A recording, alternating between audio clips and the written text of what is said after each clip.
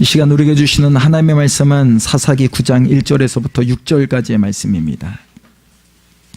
구약성경 376쪽 사사기 9장 1절로부터 6절까지의 말씀을 교독해서 함께 봉독합니다.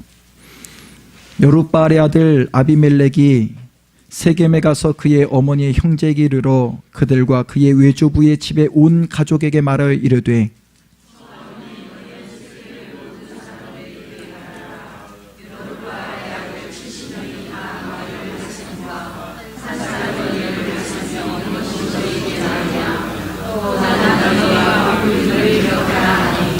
그의 어머니 형제들이 그를 위하여 이 모든 말을 세겜의 모든 사람들의 귀에 말하며 그들의 마음이 아비멜렉에게로 기울어서 이르기를 그는 우리의 형제라 하고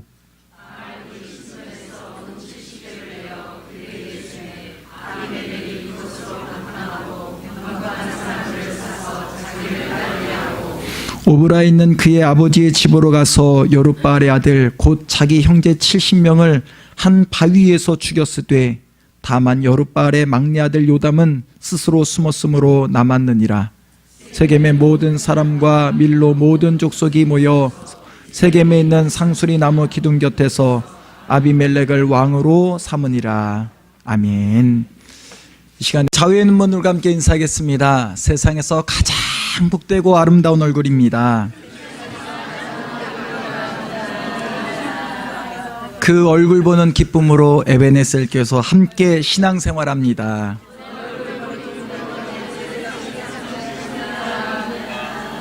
제 옆자리에 앉아주셔서 가문의 영광입니다.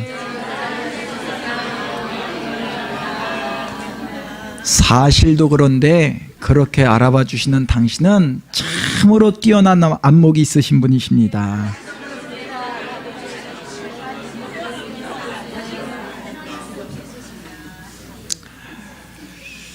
종종 목적된 결과를 내기 위해서 과정이 무시되는 경우가 있습니다. 목적을 이뤄내기 위한, 그러나 그 과정은 무시되는 일이죠. 어떤 일이 있을까 생각해 볼 때에 문득 2005년도에 대한민국을 발칵 뒤집어 놓았던 엄청난 사건이 있었지요. 바로 배아줄기 세포라고 하는 그 학술 논문지에, 과학 사이언스지에 조작된 그 논문을 발표함으로 인해서 우리나라뿐만이 아니라 세계적으로도 문제가 되었던 일이 있었습니다.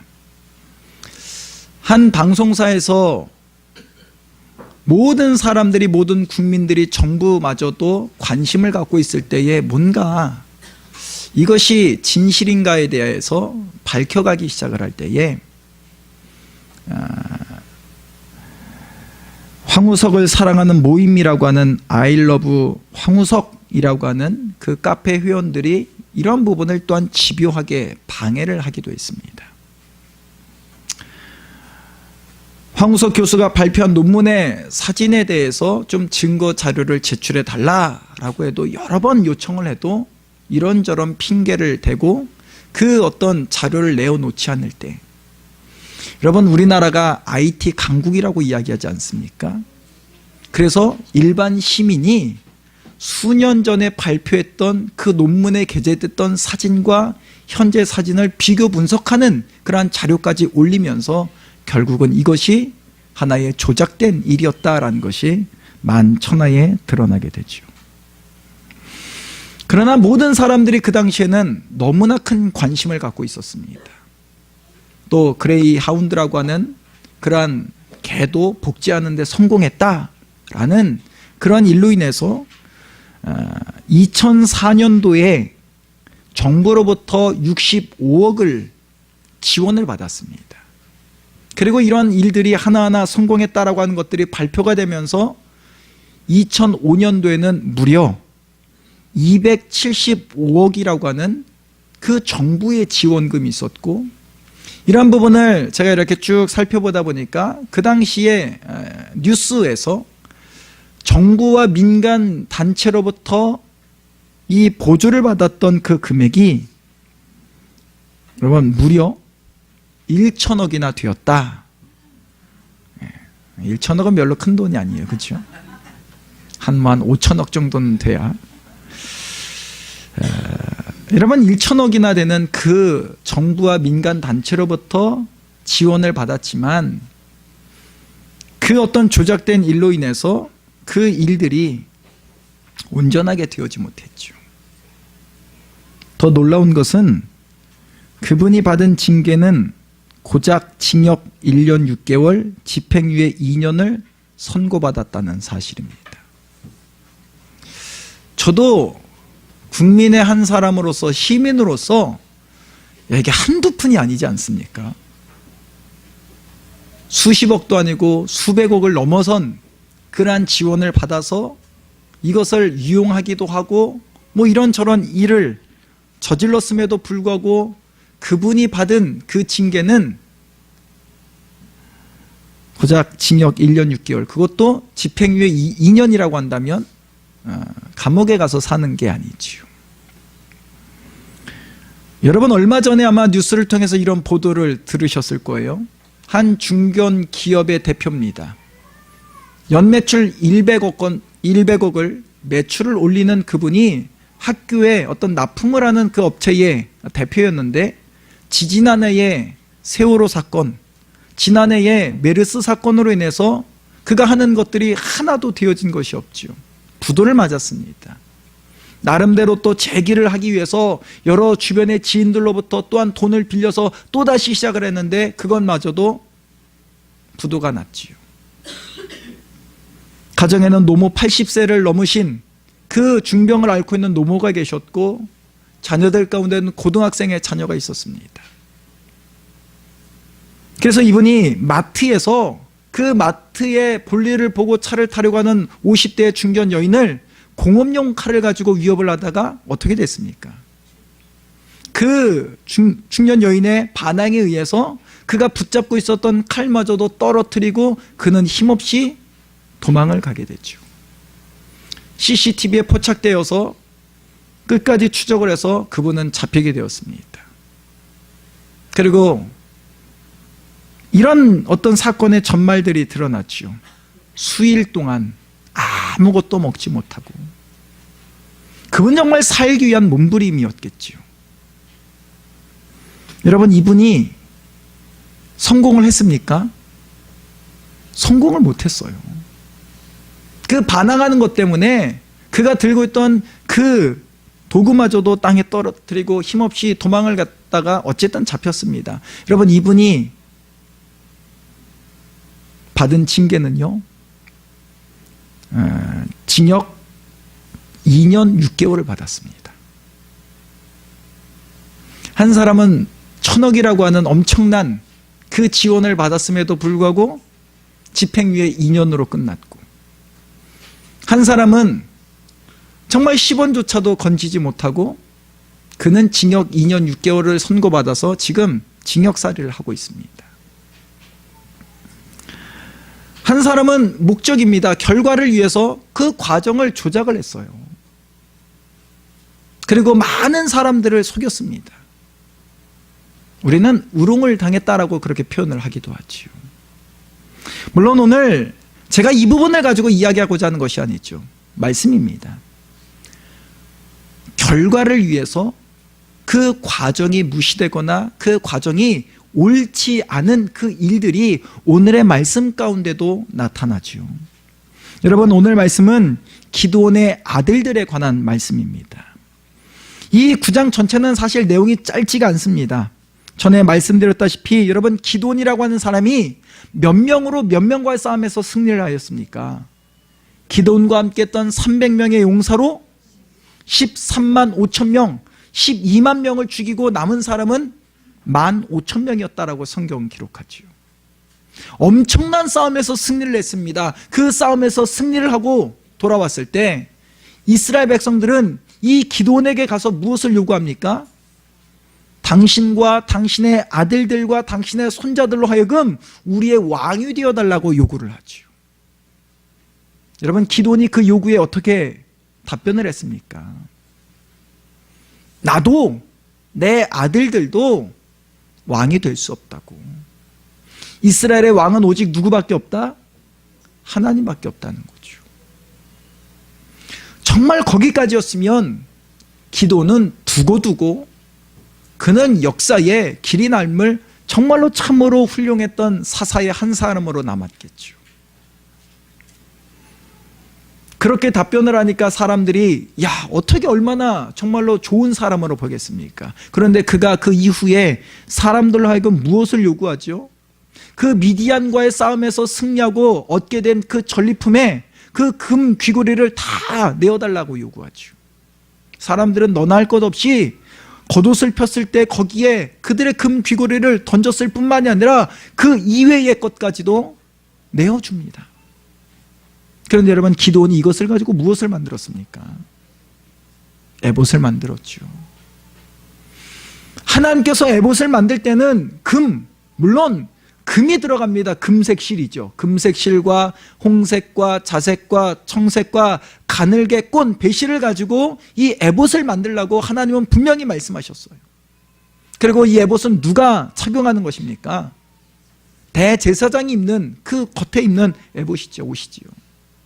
그런데 기드온은 하나님의 방법대로가 아니라 금으로 에봇을 만들어 놓고는 그것을 자기 집에 두었습니다.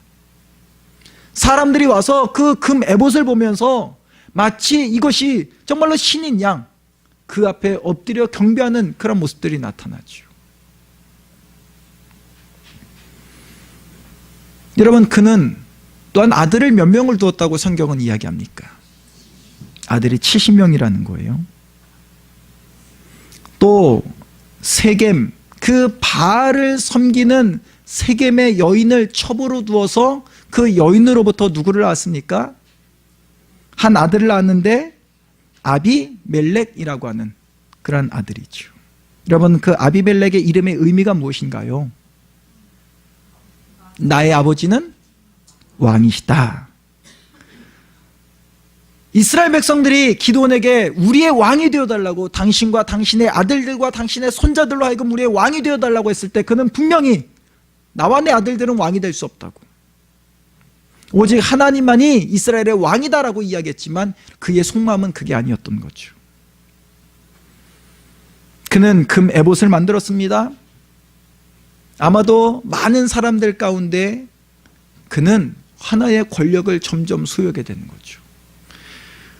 우리가 상식적으로 이야기할 때 여러분, 평범한 사람이 아들 70명 둘 수 있습니까? 평범한 사람, 평범하게 사는 사람이 아들 70명 둘 수 없지요. 그가 권력을 갖고 있기 때문이에요. 그가 권력을 갖고 있으니까 그 아들을 70명을 둘 수 있는 거예요.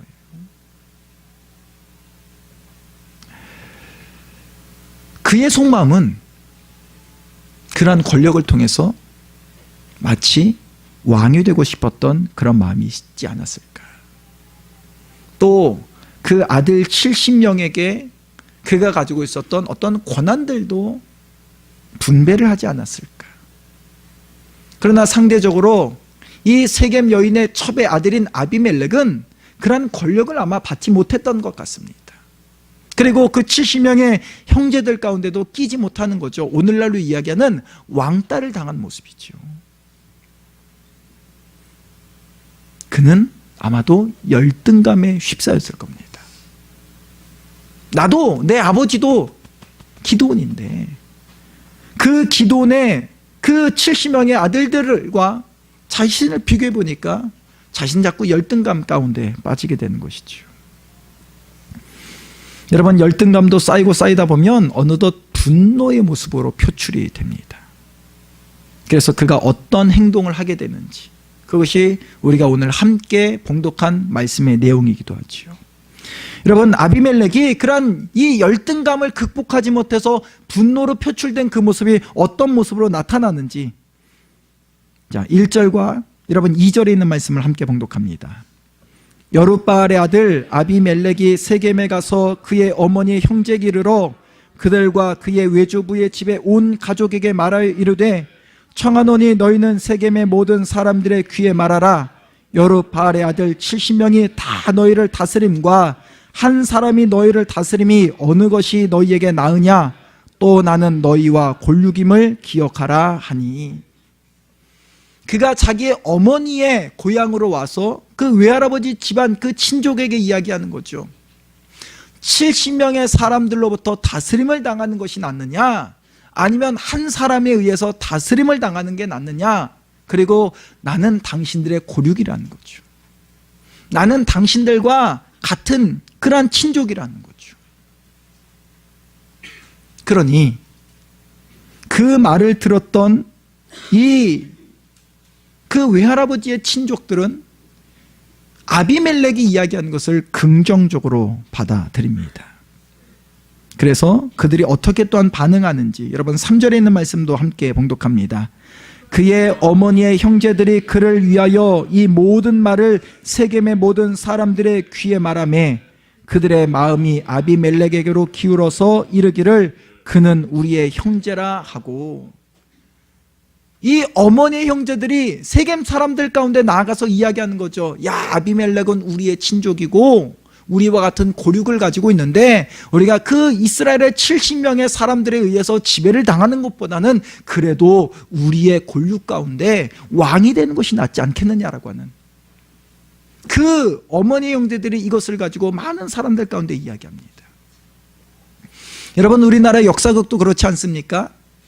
왕의 간택을 받은 후궁, 그 후궁을 어쨌든 그 왕의 그 부인으로, 중전으로 만들기 위해서 그의 집안에 있는 사람들이 얼마나 갖은 애를 씁니까? 왜? 왕의 부인이 되면 권력이 있지요. 엄청난 권력이 그 집안 가운데 임하게 됐지요. 아마도 세겜 사람들도 야, 아비멜렉이 우리의 권력인데 그가 왕이 된다면 우리가 뭔가 누릴 만한 혜택이 있지 않겠느냐.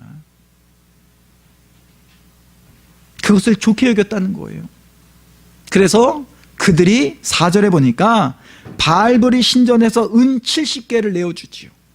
이 은 70개를 받아서 아비멜렉이 어떻게 합니까? 말씀해 보니까 방탕하고 경박한 사람들을 사서 자기를 따르겠다는 거예요. 그리고는 그들을 데리고 5절에 가서 보니까 여러분, 이 아비멜렉이 어떤 일을 저지릅니까? 70명의 형제들, 물론 서자의 위치지만 어쨌든 아버지가 같은 그 형제들을 한 자리에서 다 죽여버렸다는 거예요. 그래서 오늘 여러분, 우리가 여기까지 함께 말씀을 봤지만 9장의 전체적인 내용을 보면요, 여러 등장인물이 나타납니다. 2번으로 잠깐 돌려주실까요? 예. 자, 여러분, 기도는 다른 이름이 무엇인가요? 여룻바알이죠. 그 바알의 제단을 헐어버렸죠. 아버지의 집에 있던 바알의 제단을 헐어버렸고 또 그 신상을 다 쪼개버리는, 아세라 신상을 쪼개버리는 그 일을 통해서 나중에 바알이 그와 더불어 다툴 것이다 라고 하는 그 별명으로서 기돈을 기돈이라고 이야기하지 않고 여룻바알이라고 이야기합니다. 기돈에는 몇 명의 자녀가 있습니까? 70명의 자녀가 있습니다. 그리고 세겜의 첩으로부터 누구를 낳았어요? 아비멜렉이라고 하는, 나의 아버지는 왕이시다라고 하는 이름의 아비멜렉을 가지고 있지요. 자, 그런데 이 아비멜렉이 세겜 사람들을 동원하지요. 나와 같은 골육이다, 친척이다 라고 이야기하면서 그 은 70개를 받아서 경박한 사람들 그리고 방탕한 사람들을 데리고 가서 70명의 형제들을 한 자리에서 다 죽여버립니다. 그리고 그 70명의 형제들 가운데 누구만 살아남았다고요? 막내였던 요담만 살아남게 됩니다. 여러분, 이 이후에 요담은 어쨌든 살아남아서 그 자리를 피합니다. 그런데 그 이후에 여러분 6절 말씀에 보면 세겜의 모든 사람과 밀로 모든 족속이 모여서 세겜에 있는 상수리 나무 기둥 곁에서 누구를? 아비멜렉을 왕으로 삼게 됐죠. 그 세겜 사람들이 자기와 같은 골육이요 친척인 이 아비멜렉을 왕으로 추대합니다. 이 소식을 도망하여 있던 요담이 아비멜렉이 세겜 땅에서 왕이 되었다라고, 이스라엘 가운데 왕이 되었다라고 하는 소식을 전해 듣게 되죠. 여러분, 그래서 무엇을 이야기하느냐 하면 요담이 예언과도 같은 그런 말을 쭉 남깁니다. 그것이 7절 이하에 보면, 여러분 성경의 7절에 보면 요담이 그리심산 꼭대기에 올라가서 세겜 사람들을 향해서 외칩니다. 이런 비유를 가지고 외치죠. 나무들이 있다는 거예요.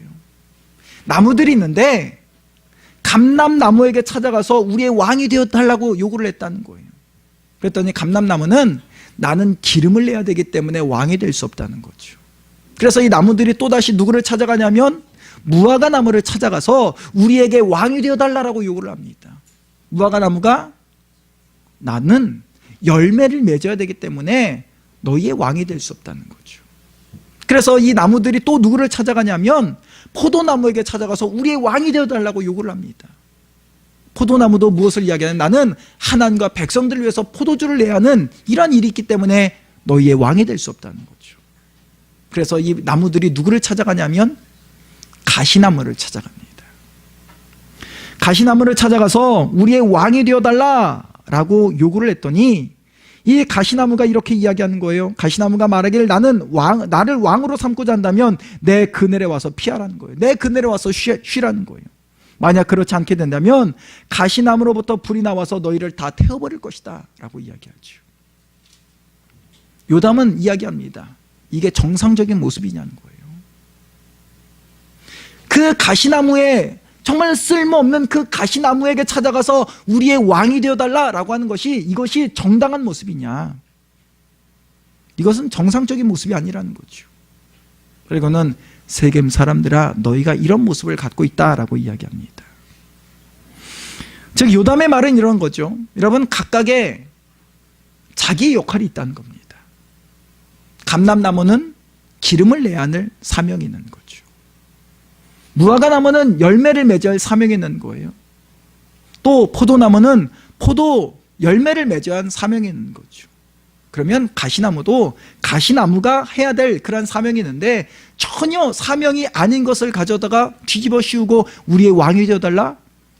이건 맞지 않다라는 것을 요담은 외칩니다. 그러면서 그는 이렇게 이야기하죠. 그럼에도 세겜 사람들이 같은 골육이라고 형제라고 왕으로 세우는 것이 과연 진실하고 의로운 일이냐라면서 안타까운 현실을 외치고 있습니다. 그리고는 예언처럼 이런 말을 남겨요. 여러분 19절로부터 20절에 있는 말씀입니다. 우리 성경에 함께 말씀을 보겠습니다. 19절로 20절에 있는 말씀을 함께 봉독합니다. 만일 너희가 오늘 여룻바알과 그의 집을 대접한 것이 진실하고 의로운 일이면 너희가 아비멜렉으로 말미암아 기뻐할 것이요 아비멜렉도 너희로 말미암아 기뻐하려니와 그렇지 아니하면 아비멜렉에게서 불이 나와서 세겜 사람들과 밀로의 집을 살을 것이요 세겜 사람들과 밀로의 집에서도 불이 나와 아비멜렉을 살을 것이니라. 요담은 이것을 외칩니다. 만약 이 아비멜렉을 너희 세겜 사람들이 왕으로 세운 일이 진실하고 의로운 일이라고 한다면 이것은 너희에게도 기쁜 일이요 아비멜렉 가운데도 기쁜 일일진데 그러나 이것이 진실하고 의로운 일이 아니라고 한다면 각각 서로에게 불이 나와서 서로를 싸우겠다는 거죠. 대적하는 일이 일어나겠다는 것을 요담은 분명히 이야기합니다. 그리고 요담은 이 말을 하고 아비멜렉을 피해서 부엘로 가서 거주를 합니다. 어쨌든 아비멜렉은 세겜 사람들에 의해서 왕으로 세워졌습니다. 이 왕이 세겜의 왕이 아니라 이스라엘의 왕으로 세워진 거예요. 그리고는 3년이라는 시간이 지났습니다. 그 3년이라는 시간이 지날 때에 또 한 사람의 등장인물이 있습니다. 그 사람이 가알이라고 하는 사람이에요. 26절에 보면 가알이라고 하는 사람들은 세겜 사람들이 신뢰하는 사람이다 라고 이야기를 해요. 그런데 여러분 27절 이하의 말씀을 보면 그들이 밭에 가서 포도를 거두다가 연회를 베풀었다는 거죠. 여러분 포도를 거두어서 연회를 베풀었다면 이들이 무엇을 먹고 마셨겠습니까? 포도주를 먹고 마셨겠죠. 그래서 이 가알이라고 하는 사람이 아마도 포도주를 먹다가 취했던 것 같습니다. 그리고는 그가 무슨 말을 하는지 여러분 27절 마지막에 보니까 먹고 마시며 누구를 저주했다는 거예요? 그 시대의 왕이었던 아비멜렉을 저주합니다. 어떻게 저주하는지 여러분 28절과 29절에 있는 말씀을 함께 봉독합니다. 에벳의 아들 가알이 이르되 아비멜렉은 누구며 세겜은 누구이기에 우리가 아비멜렉을 섬기리요 그가 여룻바알의 아들이 아니냐 그의 신복은 수불이 아니냐 차라리 세겜의 아버지 하몰의 후손을 섬길 것이라 우리가 어찌 아비멜렉을 섬기리요 이 백성이 내 수하에 있었더라면 내가 아비멜렉을 제거하였으리라 하고 아비멜렉에게 이르되 내 군대를 증원해서 나오라 하니라. 무슨 말이냐면 가알이라고 하는 사람이 좀 술을 먹고 마음에 들지 않는 거죠. 여러분, 아비멜렉이 어디에서 왕으로 추대가 되었습니까? 세겜에서 세겜 사람들에 의해서 왕으로 추대가 되는 거죠.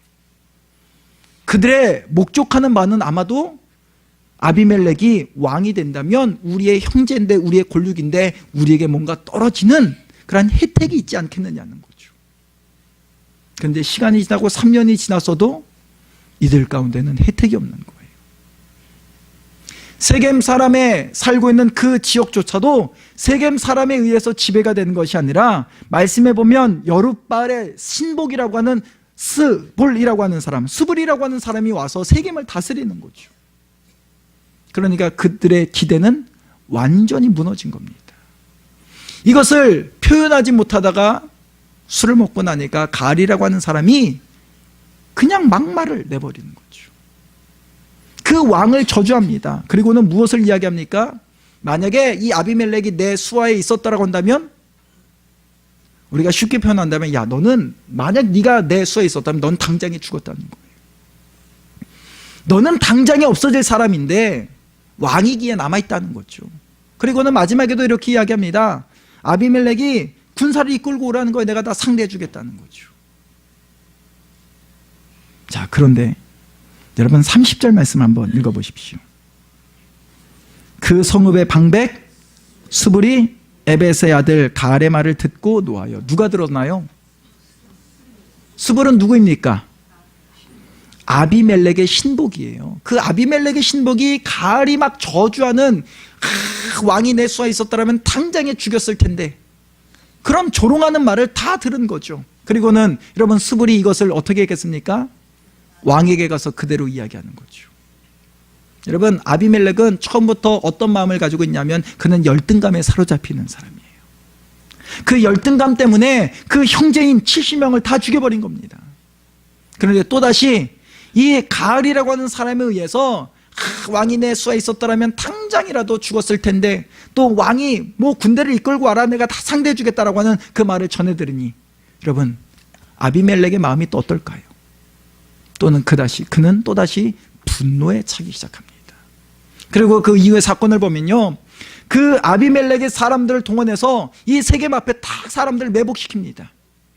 그리고는 세겜 사람들을 다 죽여요. 그 성마도 다 허물어버립니다. 그러한 피해 가운데 도망했던 사람들이 망대 위에 올라갑니다. 아비멜렉은요, 그 성을 무너뜨린 것도 마음에 차지 않아서 그 망대에 올라가 있는 사람들까지도 쫓아가서 그 밑에서 불을 내서 그들을 죽이는데 남녀가 1000명이 죽었다라고 성경 기록해요. 그런데 또다시 어느 한 지역의 견고한 망대 가운데 이 세겜 사람들이 숨어 있다라고 하는 소식을 전해 들으니까 여기까지 찾아가는 거죠. 그의 분노의 감정을 그는 다스리지 못합니다. 그리고는 그곳에 올라갔다가 여러분, 그곳에 밑에 가서 그들을 또다시 다 죽이고자 하는 마음을 갖고 있다가 여러분 어떤 일이 일어나죠? 그 망대에 한 여인이 맷돌 윗짝을 가지고 확 내리쳤는데 여러분 그것이 누구의 머리에 떨어져요? 아비멜렉의 머리에 떨어져서 그 두개골이 깨어졌다라고 성경 기록합니다. 아직 죽지 않았어요. 여러분, 아비멜렉이 얼마나 이 열등감에 사로잡혔는지, 그가 마지막까지도 무엇을 이야기하냐면 내가 한 여인의 손에 이렇게 죽임을 당한 것이 수치스럽다는 거예요. 창피하다는 거예요. 그래서 그 무기를 들고 있었던 주위에 있는 그 한 청년에게 내가 나에게 와서 칼로 나를 죽여라라고 이야기합니다. 마지막까지도 이 열등감 때문에 그는 그 수치를 벗어버리지 못하고 한 청년의 칼에 의해서 죽임을 당하게 됩니다. 요담이 3년 전 그리심산에서 외쳤던 그 저주와도 같은 예언이 그대로 이루어진 거죠. 만약 세겜 사람들이 아비멜렉을 왕으로 세운 일이 진실하고 의로운 일이라고 한다면 너희가 서로 기뻐하겠지만, 이것이 진실하고 의로운 일이 아니라고 한다면 서로의 불이 나와서 서로를 살 것이다 라고 했던 그 요담의 예언이 그대로 이루어지게 됩니다. 결국 진실하고 의롭지 않은 일을 택함으로 자신들이 세운 왕인 아비멜렉에 의해서 세겜 사람들은 거의 물살을 당하는 엄청난 아픔을 겪게 되죠. 여러분, 우리가 믿음의 길을 걸어간다고 이야기합니다. 우리가 믿음의 길을 걸어간다고 할 때에 나는 정말로 진실하고 의로운 자리에 서 있는가? 나는 혹 진실하고 의롭지 못한 자리에 설 때가 있지 않은가? 우리 자신을 살펴보아야 할 줄 믿습니다.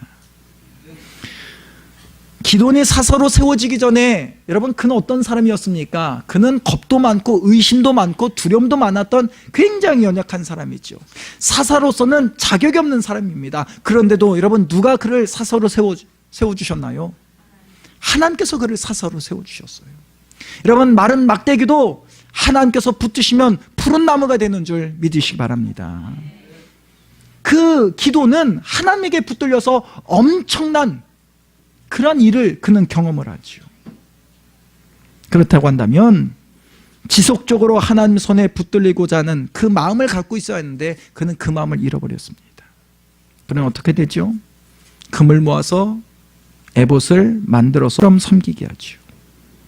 여러분, 기도는 진실하고 의로운 자리에 서지 못한 거예요. 그 기돈이 그 마지막 진실하고 의롭지 못한 자리에 서다 보니까 그를 따랐던 사람들도 동일한 거죠. 진실하고 의롭지 못한 자리에 서는 모습. 그 기돈이 정말로 진실하고 의로운 자리에 섰다라고 한다면 70명의 아들 여러분 두지 못합니다. 그가 진실하고 의로운 자리에 서 있었다고 한다면 에봇을 만들지 못하는 거죠. 진실하고 의로운 자리에 서 있었다고 한다면 바알을 섬겼던 그 세겜 사람의 여인을 첩으로 두는 일, 이건 있을 수 없는 일이죠. 여러분, 우리가 진실하고 의롭지 않은 자리에 서 있으면 하나님의 생각보다 내 생각이 앞서게 됩니다. 나는 열심히 충성하고 헌신한다고 했지만 우리가 진실하고 의로운 자리에 서 있지 않으면 내 열심이고 나를 드러내는 일이고 내 자랑일 뿐인 거죠. 그렇다면 진실하고 의로운 자리는 무엇일까? 저는 오늘 마지막에 이런 질문으로 오늘 말씀을 마치고자 합니다.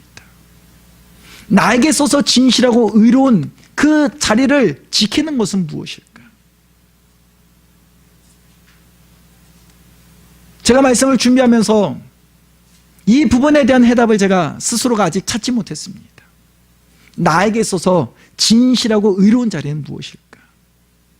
또 나에게 있어서 진실하고 의롭지 않은 자리는 무엇일까? 여러분, 이것이 오늘 저와 여러분에게 전하시는 하나님의 메시지로 가슴에 새기시기를 주님의 이름으로 권면을 드립니다. 각 사람마다 분명히 다를 거예요. 하나님께서 나에게 원하시는 진실하고 의로운 자리, 또 진실하고 의롭지 않은 그 자리는 무엇일까? 여러분이 한 주간 이러한 질문과 이런 고민을 통하여서 우리가 더욱더 진실하고 의로운 자리에 서서 하나님께서 원하시는 믿음의 길을 함께 걸어갈 수 있는 우리 신실한 에베네셀 교회 모든 성도님들 되시기를 주님의 이름으로 권면을 드립니다. 오늘 우리가 이 마음을 또 가슴에 새기시면서 우리가 함께 찬양하고 마음의 결단하는 시간 가졌으면 좋겠습니다.